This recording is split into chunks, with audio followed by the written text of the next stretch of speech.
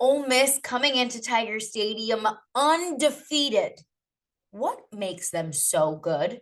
We'll get some Ole Miss insight plus so much more on today's edition of Locked on LSU. You are Locked on LSU, your daily podcast on the LSU Tigers. Part of the Locked on Podcast Network. Your team every day.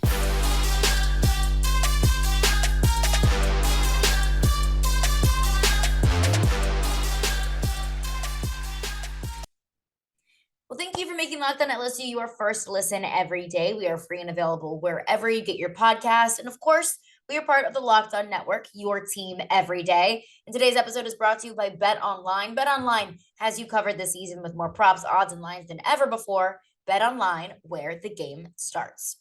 So what makes Ole Miss so good to be 7-0 at this point? What's the biggest storyline surrounding this Ole Miss team? Well, Stephen Willis of Locked on Ole Miss joins the show to break it all down. All right, it's crossover time. Stephen Willis from Locked on Ole Miss, Caroline Fenton from Locked on LSU. We're going to give you a nice game breakdown this weekend in Baton Rouge. This historic rivalry, another edition is about to take place. How are you doing, Caroline? I'm doing great. I'm excited for this week. I think that there's so much hype surrounding this game always because it's LSU Ole Miss. There's always going to be hype around that game. But if you look at the SEC West right now, it really could be anyone's game. Ole Miss is running the table. Could LSU throw a wrench in that this weekend? I think that's an interesting thing to break down. So a really exciting game to look forward to in Baton Rouge this weekend. Yeah, it should be a lot of fun. And if you can't get enough of Caroline Fenton, you can check our space replay, which will air tonight on the Locked on Ole Miss YouTube channel. Even LSU fans, check it out. We do a little bit of a deep dive into LSU's rushing attack. Now, Caroline, let's move into this week real quick. What are some headlines for LSU in this game? I think the biggest story right now is Jayden Daniels. And how can it not be? Because he's coming off of a massive performance against Florida. 350 passing yards, 3 passing touchdowns, over 100 rushing yards, 3 rushing touchdowns. Jayden Daniels looked like a superstar in the swamp this past weekend. And that's the breakthrough that LSU fans have really been looking for. Because there were some questions about Jayden Daniels. And there were a lot of LSU fans calling for there to be a switch at the starting quarterback position. Now, that's not something that I ever agreed with, but I understood a lot of LSU fans' concerns. Jayden Daniels threw for 80 yards against Auburn. And it's not like Auburn is any sort of, defensive juggernaut. So a lot of people have been wondering, was Jayden Daniels what was holding the offense back? That we have this deep core of receivers with Quinshon and Judkins and Jack Besh, all American wide receivers that just weren't being utilized. And I think a lot of people looked at Jayden Daniels, reluctancy to throw the football as being the reason why. So I think the biggest story is after such a huge performance against Florida, it's can Jayden Daniels do it again?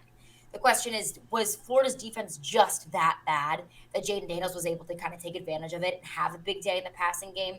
Or is it, this offense has finally clicked, that it took 7 weeks for this offense to learn itself, to learn each other, to gain some confidence, to build some chemistry, and something just clicked, and that's the LSU offense that we can see moving forward.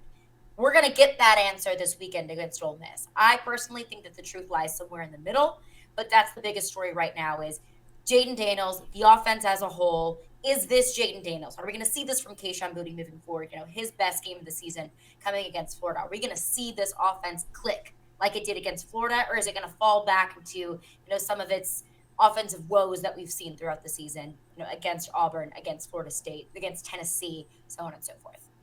Yeah, you're talking about the Jayden Daniels stuff. The Ole Miss side is on the defensive side of the ball, but it's the run defense. After what happened with Auburn running for 300 yards, will LSU be able to replicate that? And, will Josh Williams and John Emery have a big day against this Ole Miss run defense? Now, Ole Miss was without Cedric Johnson last week, who was their best defensive player. Troy Brown was a little bit dinged up. A couple of their DBs. It's just that part of the year where they get a little bit difficult to deal with and injuries start to mount up and things like that. But it'll be interesting to see if Brian Kelly decides to, we're going to try to run the ball and see if they can stop it first, and then maybe take a little bit of the game plan out of Jayden Daniels' hand. I'm not expecting 350 yards against Ole Miss. Ole Miss in this defense that they run, not many people throw for that many yards against Ole Miss defense. Last year, Bryce Young threw for 170 yards and a touchdown and a pick against this pass defense. It's hard for quarterbacks, especially the first time they see it. So the way you attack it is essentially power running. So like John Emery, the big, strong running back, Josh Williams, I think they're going to try to do that. Now, Kentucky tried that, and Chris Rodriguez ended up 18 carries for 70 yards. Auburn tried that, and Tank Bigsby is still running for touchdowns on Ole Miss's defense. So it'll be interesting to see which way LSU leans with it. Now, this isn't something that LSU does. That's the difference between them and Auburn and Kentucky. So they would have to try and implement it for the week, a package of it. But I think they're going to try that, Caroline. And Brian Kelly probably watched that Ole Miss Auburn game and saw how well Auburn was able to run the ball. LSU's been able to run the ball very well so far this season.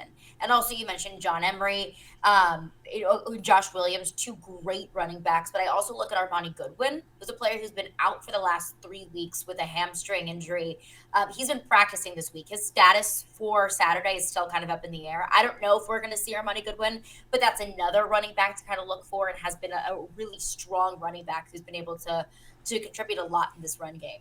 But what Brian Kelly has wanted to do is have a more balanced attack, because I'm sure that Lane Kiffin wants to make the same adjustments in the run game that Brian Kelly is probably going to want to make watching what Ole Miss did against Auburn and trying to take advantage of that. And I think that Lane Kiffin looks at this LSU team, a really talented running team, not just the running back core, but also with a very mobile quarterback, something that I don't believe Ole Miss has seen yet.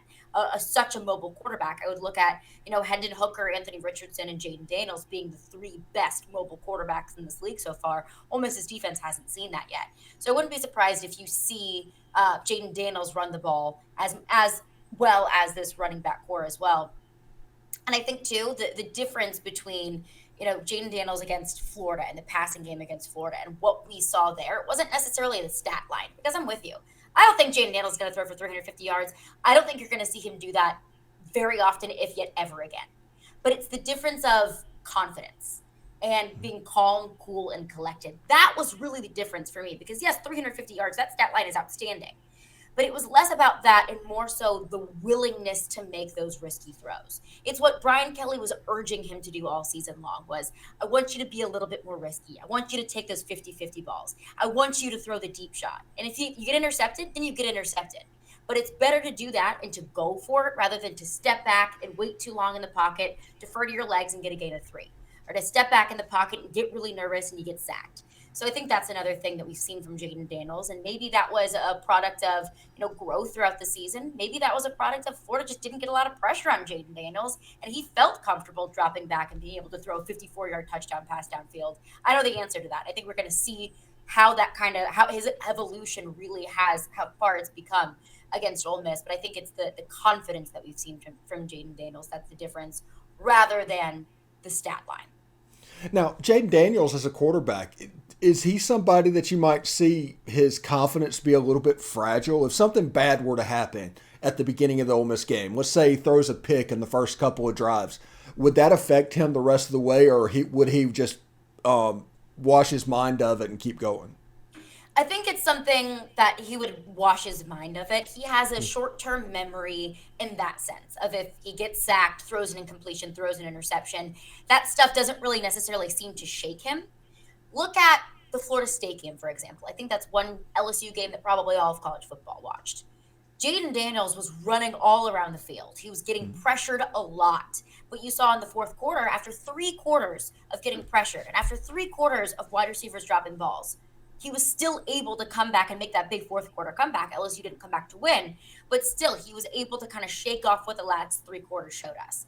I think that's looking at the confidence in kind of a micro scale of you got sacked and that'll kind of rattle you for the rest of the game. I don't see that from Jayden Daniels. I look at it more on a macro scale of confidence, and I mean that of confidence and chemistry with the wide receivers, confidence and chemistry with the offensive line, chemistry between the offensive line itself. LSU hasn't had a lot of consistency within the offensive line. I believe they've only had 2 games where they've had the same personnel on the offensive line. They've dealt with injuries. They've dealt with just, players trying to figure out where they work best in the offensive line. So when it comes to confidence, it's not necessarily getting shaken up by a play. It's more so just trying to figure out who he is within this offense and building the chemistry with the receivers. That was a big problem with Quinshon Boutte. It was a question that I was asking myself. A lot of other SEC fans were probably asking themselves, like, Quinshon Boutte was supposed to be this receiver that everyone wanted to watch. He was, it was appointment watching with Quinshon Boutte. And this year, it wasn't necessarily the case. I don't think that Quinshon Boutte lost his talent. I think it was Jayden Daniels and Quinshon Boutte just didn't have that chemistry, and they started to build that. Yes. Anyway, when we come back, we are going to talk about the keys to this game and which way each team can win this game. So we will look at that. So I was just with a friend today who has suffered with embarrassing sweat for almost his entire life. But then he started using sweat block. So before, when his hands were super sweaty, he didn't want to shake other people's hands. He got really embarrassed in public, but he doesn't have to worry about that anymore now that he has sweat block. My friend Nick fixed their problem with sweat block. It was created by a doctor to help with his own excessive sweating. It is doctor created and it's doctor recommended. So if you are somebody that you love is experiencing embarrassing sweat or odor, try Sweat Block. My friend Nick used it. It worked for him, and it's worked for so many others. So save 20% with promo code LOCKEDON at sweatblock.com, also available on Amazon. All right, thanks for making the Locked On Ole Miss and Locked On LSU podcast your first listen every day. We are free and available wherever you get your podcast. Something I do, the LSU folks might not talk about that. I want a 5-star review from you from iTunes and Spotify. Doesn't matter what you say. Just make sure it's a 5-star review.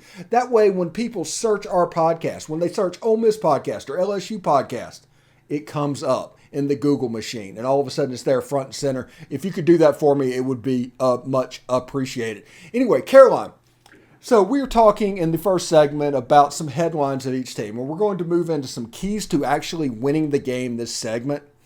Now, the way I look at it, the key for Ole Miss winning the game is how well does Ole Miss run the ball? Because if they do what they did against Auburn, LSU is not winning this game. Ole Miss isn't losing if they put up 450 yards rushing on somebody.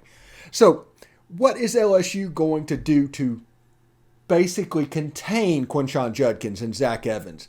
Not necessarily kill it. Instead of 300 yards rushing, it's 230, 240. I think at that realm it's manageable for a little bit. But the key to the game will be Ole Miss running against whatever LSU is trying to do to stop it. What do you think? Yeah, I think that is my number one key to the game. And every Friday before the game, I say 3 ways LSU could win, 3 ways that LSU could lose. My number one way that I think LSU could lose is if they don't stop the run. And that's a really tall order when you're not just stopping one running back, when it's not as simple as just stacking the box on one side and containing one running back. You just mentioned it, the tandem that Ole Miss has in the running game is probably the best in college football. And I would say easily the best in the SEC. So that's my number one key to the game is LSU stopping the run. And what we've seen so far from LSU is that they can stop the run pretty well. We saw that was Brian Kelly's number one key to beating Auburn was containing Tank Bigsby. And LSU was able to do that fairly well. It was just they weren't able to stop the passing game, and that's how Auburn stayed in that game. Robbie Ashford, for some reason, looked like the Heisman Trophy candidate against LSU's passing defense. But that's something that I brought up with you in the Locked On Now, or excuse me, not Locked On Now. The Twitter space. All these different things are in my head.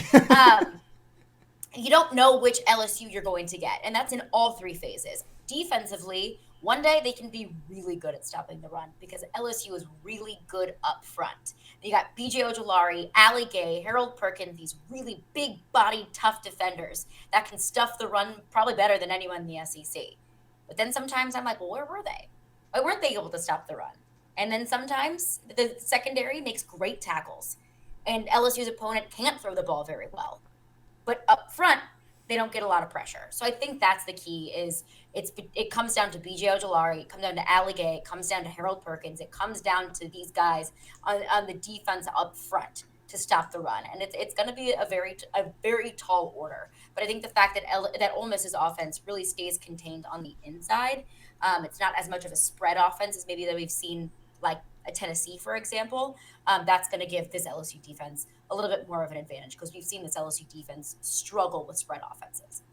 Yeah, it should be kind of interesting. Another key that I have in this game is basically Jackson Dart, because I tell people all the time, if Luke Altmaier would have won this job, the record for Ole Miss would probably be exactly the same as it is right now.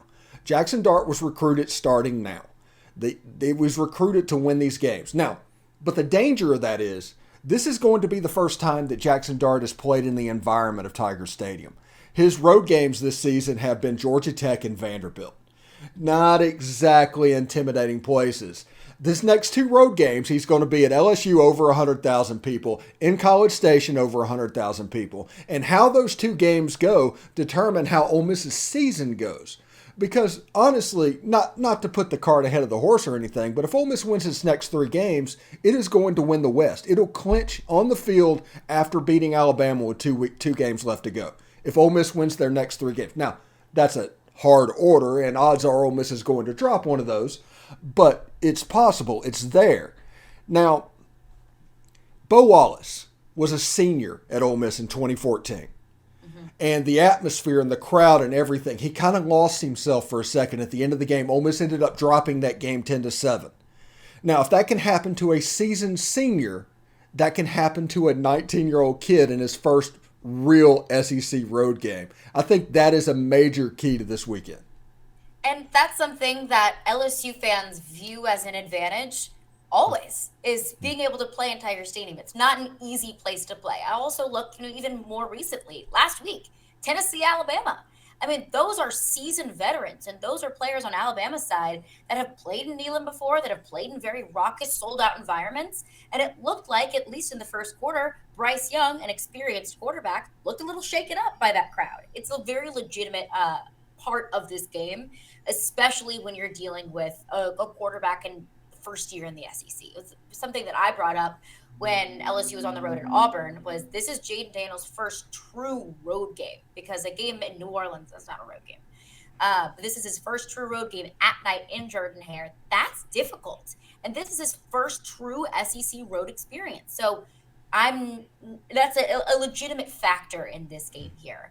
As an LSU fan, it's not something that I ever over-exaggerate going into a game, because I don't want to say that the environment is, gives us an overwhelming advantage just because I don't know what the preparation is going to look like. I'm sure Lane Kiffin has done plenty this week to make sure that with the crowd noise and the environment, that this team is going to get up and ready to play. But I think with Jackson Dart being a first-year SEC quarterback, that I don't know how much of a mental aspect that's going to play for him. But I think that's another key for LSU, is forcing Jackson Dart to do things that he's not comfortable with.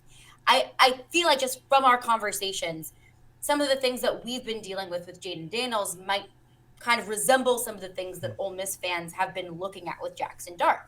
I don't view Jackson Dart as being the most reliable passer in the world, especially with a Lane Kiffin offense that wants to throw the ball a lot, that wants to air the ball out. I don't know if Jackson Dart has shown that he can do that. Can he do that physically? Yeah, I think he does have the tools to be able to do it.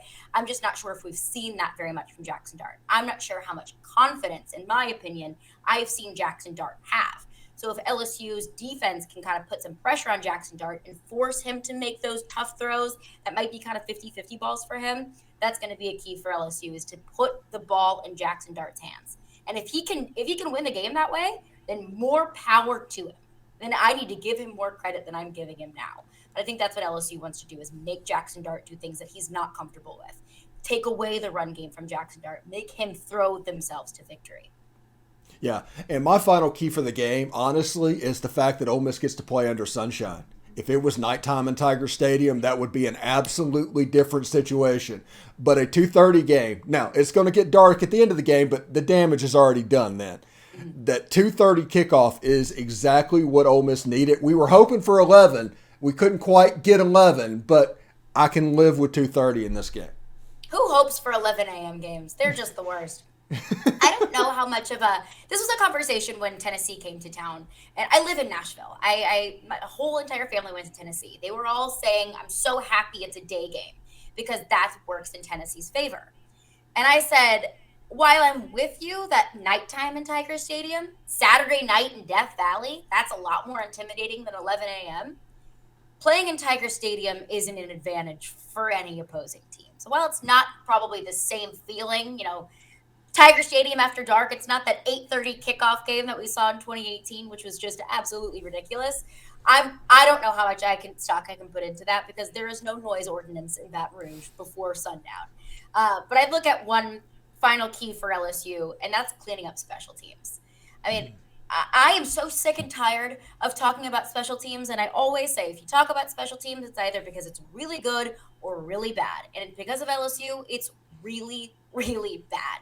Muffed punts, dropped kickoffs, blocked extra point, blocked field goal in that first game against Florida State, gave up a 58-yard punt return to Tennessee, an illegal formation on a punt return against Florida, just like silly, dumb things that LSU special teams have been doing that have been handing opportunities to opponents. When they muff a punt against Florida, Florida turns that into 7 points. They drop a kickoff against Tennessee, Tennessee turns that into 7 points.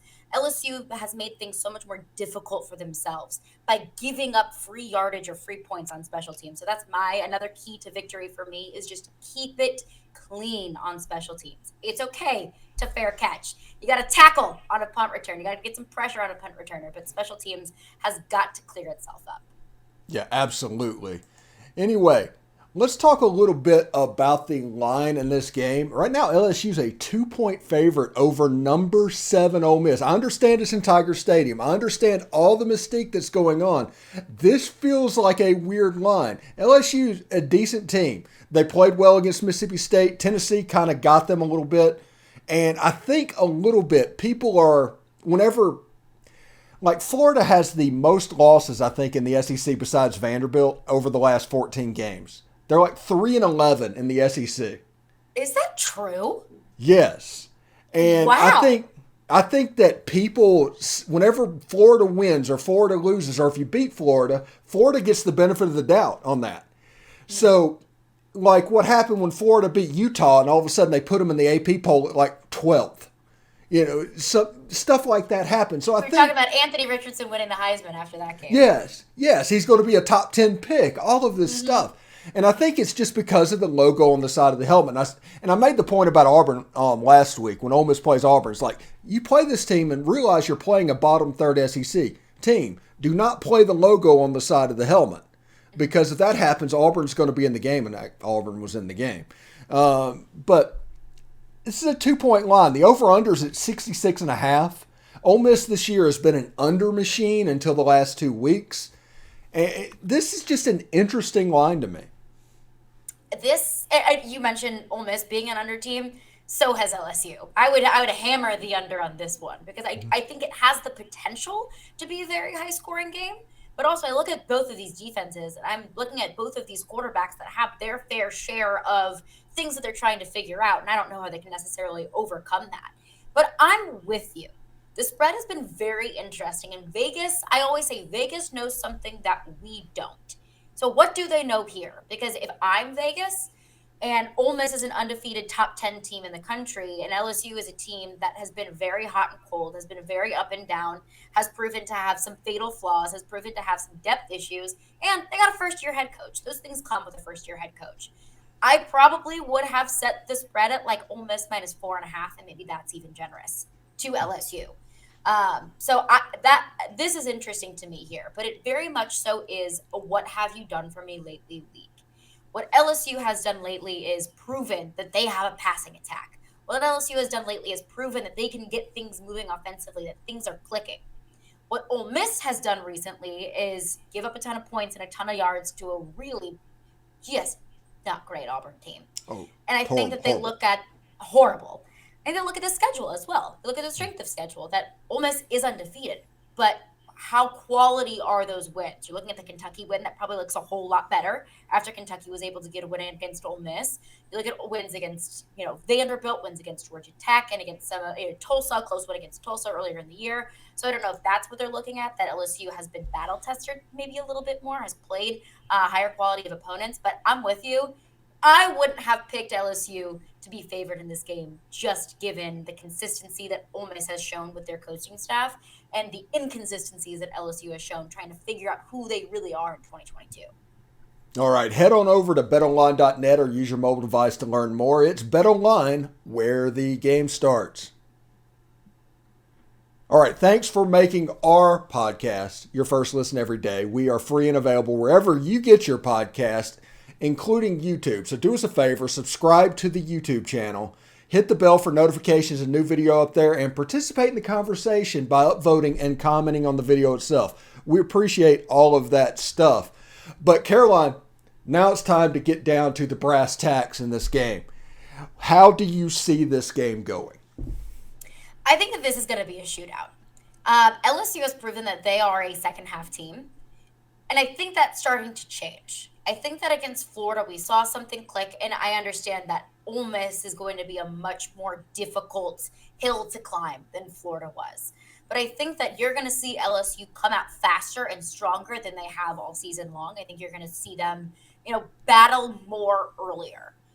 Ultimately, I do see Ole Miss winning this game, but I do see LSU keeping it close because I think that Ole Miss's rushing attack is just going to be too much for this LSU defense.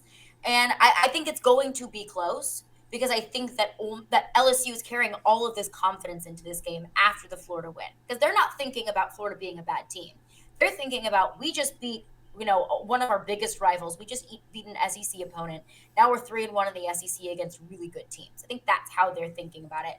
But I do think ultimately just with Ole Miss proving to be such a stout rushing attack and LSU's defense being a little inconsistent in run defense, I think that's ultimately what carries Ole Miss to victory.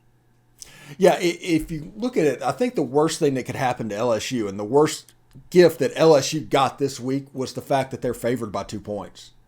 They needed Ole Miss to come down full of themselves. They needed to people to put on the film against Florida State and see the problems and the inconsistencies along the way. LSU being favored by 2 is going to make sure Ole Miss is locked in. This is going to be the first game this year that Ole Miss has been the underdog in. And because of that, I think they're going to come out on fire. Ole Miss has put together no more than 32 minutes or so of a good game performance this season. They have not put even a complete 3 quarters together. I think this game they kind of do. They kind of lock it in and do that. And if Ole Miss, like I said, if Ole Miss wins one of the next 2, that Alabama game becomes nuclear. And we're going to treat it as such. So you can tune into the Locked On Ole Miss podcast for that. But you guys get Alabama before we do. So you got that game. So Bama's got, before we get out of here, we're going to give our score prediction in a second. I have never seen, I don't know, well, I'm not going to say never, but in the last 15 years, I've never seen Alabama just slip up and just be on the edge so many times in a season. This is weird. I don't know what it is. I don't know if it's the personnel, that these players just aren't as good as we've seen Alabama players be in the past. But then I also look at, 2023 NFL draft projections. Got a lot of Alabama Crimson Tide in there. And I don't know if it's, the coordinators just aren't working out. I don't think it's any sort of shock to anyone that Bill O'Brien might not be an offensive guru that Nick Saban thought that he was. So is it the coordinators? Is it Pete Golding and Bill O'Brien? Is Nick Saban losing his touch? I don't know. But this Alabama team has proven to just not be as dominant and not as disciplined. Like, what is with 3 unprecedentedly sloppy games in terms of penalties and turnovers? 13 penalties against Texas, 15 against Tennessee, 4 turnovers, 3 fumbles against Texas A&M. Alabama doesn't make those kinds of mistakes. So wherever that comes from, and that sounds like a coaching issue to me. I think that's why Alabama just hasn't looked as intimidating as they have in the past. Yeah. But Bryce Young's anyway, good. yeah, it's all relative. Alabama is still Alabama. But going back to this game real quick before we get out of here, I see this game as an Ole Miss win. I think Ole Miss wins this game 27-17. That is the range I'm putting this in. I think both teams are going to run the ball, and Ole Miss is going to come out and be a little bit more effective stopping the run this week. I'm going to say 24-21 Ole Miss. I think it's going to be a little bit closer than that. And I think that because I see LSU coming out faster. And I wouldn't be surprised if it's a very close game at the half. Maybe even LSU is up at the half because I think they've seen how much momentum they can carry over into the second half. They just don't dig themselves in a hole. So I think that's what keeps it close. But I think ultimately it comes down to a field goal in the last couple of minutes in the game. And I think it's really, truly whoever has the ball last wins. Yeah, that's an Ole Miss LSU tradition, honestly. It really is. So anyway, get more on the SEC by making Locked On SEC your second listen. Everyday host Chris Gordy and his local experts like us of Locked On take you across the SEC in 30 minutes. Make Locked On SEC your second listen. It's Locked On SEC. Caroline, thank you very much for coming by today, and best of luck this weekend. Yeah, appreciate you. If you or any Ole Miss listeners are traveling to Baton Rouge, travel safe and enjoy your time in Baton Rouge. All right. Take care. Well, thank you for making Locked On LSU your first listen every day. We are free and available wherever you get your podcasts. And coming up in tomorrow's episode, how can LSU get a win at home against Ole Miss, hand Lane Kiffin, the Lane Train, his first loss of the season? We'll get into that on the next episode, but you can get more on the SEC by making Locked On SEC your second listen. Everyday host Chris Gordy and the local experts of Locked On take you across the SEC in 30 minutes. Make Locked On SEC your second listen.